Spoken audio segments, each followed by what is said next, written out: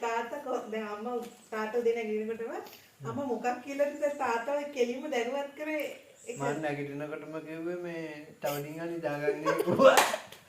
අම්මලා ඔයලා අය මේ කරනවා කිව්වා.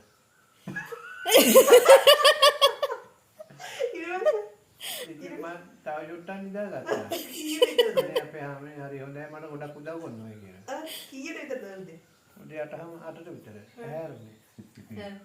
එපාර මම කිව්වා කොහොමද කමක් නැහැ ඉතින් දැන් උයාලා තිබුණාට මිනිස්සුන්ට කන්න දෙන්න වැඩිට බහින්න ඕනනේ. මම කිව්වා ඉතින් එහෙනම් අපි දැන් නැගිටිමු කියලා මම ගිහිල්ලා හැම කාමරේටම තට්ටු කරලා පස්සේ බැරිම දැන් එක එක කතා කරන්නේ. ඊට පස්සේ බැලුවම මොකද යකඩ ටික තියෙද කියලා. යකඩ ටික. යකඩයි ලයිට් බල්බ් ලයිට් බඩ. අර මෙහෙන් එළදෙලි උනානේ ටික ඔය එකක්වත් නැහැ. බලු වාහනෙත් නැහැ. ඒ ජරේ මාමා මෙතනකට අරගෙන දපලා තියෙනවා. මම හිත හදාගත්තේ මොකක්ද වෙන්නේ නැහැ ඉතින් මේ මූ මෙතන එකේ කින්නෝනේ. ලොකේෂන් එකට යන්න විදියකුත් නැහැ. දැන් එපාර මං කල්පනා කරුවා මගේ වාහන දෙකක් තියෙනවා. ඊට පස්සේ මම බැලුවා අර ඉස්සරහා කාමරේ තට්ටු කරලා. ඒකෙන් හයියෙන් කෙනෙක් මේ නිකන් ඉන්න ගාල මේ උත් ඇහුණා ඉතින්. ඒකට මං දැනගත්තා මං හිතුවේ තාම මුන් හිටියේ කියලා. මේ කාමරේට කතා කරන්න කියන්නේ අර ගෑල්ලම ඉන්නේ. ඒ නිසා. එපාර මේ මෙන්න අම්මා කිව්වා ඊට ඩිංගපාද මේ කලබල වෙන්න එපා කිව්වා. ඒ ඩිරෙක්ටර් මාළිගේ අම්මා නැති වෙලා ඉඳලා ආගියේ කිව්වා. අන්න මාමගේ විස්තරය අහගන්න කිව්වා. මාමා ගාවට ආවා. මම හිතුවා මැරිලා ඉන්නේ. නෑ ඒ පාර මම හැමදාම හොයලා බලන යනකොට මම අනිත් පැත්තට හැදලා හිටියා. මම ඒ පාර අවදි කරලා ආවෝ මේ මාමේ මොකද්ද උනේ මේ කොහොමද කට්ටිය කියලා. අනේ මන් දන්න තේගෝ මුට අර පිළින හදාදා හිටියයි ගොඩිට. තිතියක් වුණත් දන්නේ තේගෝ. ගවයි ගොපයින් ආමේ ගෝ මෙහෙම ගෝ දරුවා මොකද්ද ප්‍රශ්නේ කියලා ආමේ මෙහෙම ගෝ ඔක්කොම ටික දාගත්තා ගෝ ගියා කිව්වා.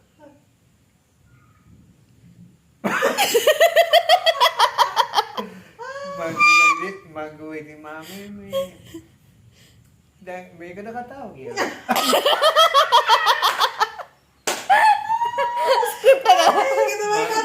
මං ආව මාමේ මේකද කතාව කියලා. ඉතින් එතකොට මම එක චරිතයකට වගේ. අයියෝ වඩ බෑනේ.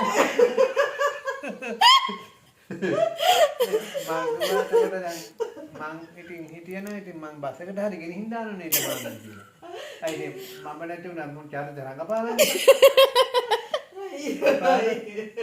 ඒ සැරේ ඉතින් හෙව්ව බැලුවා මෙන්න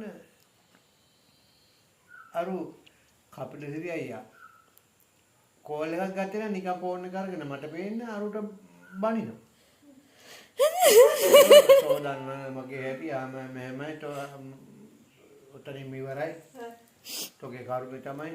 තෝක ඉවරයි ආම මම කිව්වා මේ ඔහෙත් මට කියන්න විස්තරේ. ඔබ දන්න තොරතුරු කියන්නේ. ඔබ දන්න තොරතුරු මම දැනුවත් කරන්න කියලා කිව්වා. මං කිව්වා ඊට පස්සේ මෙන්න අරුට බුලුට බැලලා මගේ හොඳ කියලා අඬනවා. මං වඩන්න එපා බැරි. අඬන්න එපා. සිදු වෙන දේ සිදු වෙනවා. මේ මට ඔය අඬන්න නැතුව විස්තරේ කියන්නකෝ. මං නොගත්තට කමන්නේ ඔය නාට්‍යයට. ඔය මේ වෙකට මේ දැන් රකපාර වැඩේ හරිනේ. මම පාර ගියේ.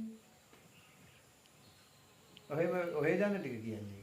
කිව්වා මේ මෝ කාත් එක්ක කතා කර හිටියයි කිව්වා බං. ආවයි කිව්වා. ඔය දරුවෝ මොකද ඇහුවේ කියලා. අරකට පයින් ගහලා මු ගිහිල්ලා ඉන්නවා. ගෑයි කරන අර කෙල්ලේ. මම කියන්නේ ගමන්නම කොයාට බනින්න එපා. එයාට උදව් කරන්න මේ එයාට උදව් කරා මදි හින්ද වෙන්නේ නැති එයාට ඔහොම වෙන්නේ නැති කියලා මම කිව්වා. ඉතින් ඇත්තනේ පවුනේ. මිනිහෙකුට තනියෙන් ඔය දෙහෙම ටික ඔළුවේ තද වෙලා මේ වුණාන් පස්සේ සාමාන්‍යයෙන් මේකක් වෙනවනේ. ඉතින් එහෙම වෙන්නත් බෑ නඩු මේ වෘත්තියට මේක එහෙම වුණොත් මේක විනාශ වෙනවා. ගොන්නුන්ට බෑනේ ඉවසන්න බැරි මිනිහට මේ කලාව මේක හරියන්නේ. එයාට උදව් පොදව් කරගෙන ඉස්සරහට ගන්න කියලා මං කියමින් වචන ටික නිකන්